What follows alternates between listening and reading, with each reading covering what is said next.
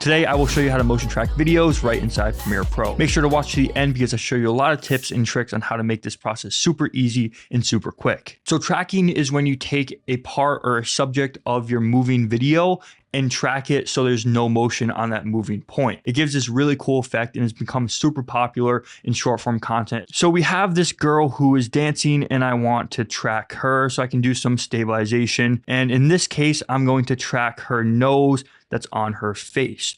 And the idea is that when she moves, the nose will stay exactly where it is. So this is a very good technique for focusing on specific objects. So I'm going to drag the clip in. As you can see, it asks if I wanted to change the settings. I'm going to keep the existing settings because what we have here is 1080 by 1920, the standard form for vertical video. And we're going to post this on social media, so we want it to be vertical. So now what I'm going to do here is I'm going to select this little button so I can move the video wherever we want it, somewhere around here. And then I'm going to bring in some guidelines. Do this by going all the way to the top of your computer and clicking view, and then make sure show rulers is checked on. And then you can bring in your guides by clicking anywhere inside those rulers and just click and drag. You can bring your lines like this. They will appear here, but not in the actual video itself. And again, I'm going to bring another one right in the middle of the nose, and I'm going to do the same thing horizontally. So now I have a specific point that I'm going to follow. But before we move on, I just want to remind you that we're posting a new tutorial every single week from now on. So if you want to learn video editing, new techniques and ideas, make sure you're subscribed,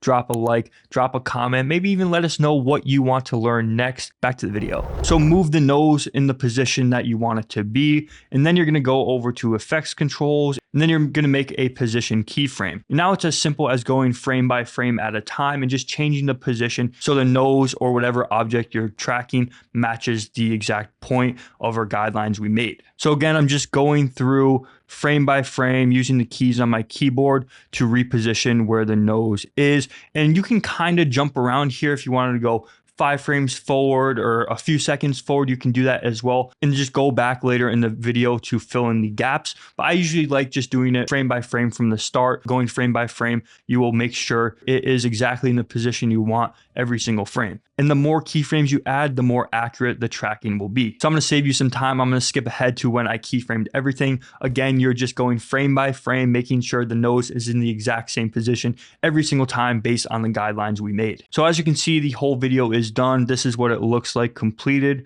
Very cool effect. But as you can see, there's black bars on top. We definitely want to get rid of those. So what you will do is select a clip, and I'm just going to right click and nest it. You can call this whatever, tracked girl, maybe just something you can remember. So I'm going to go to the point in the video that has the most amount of crop, the most amount of black space.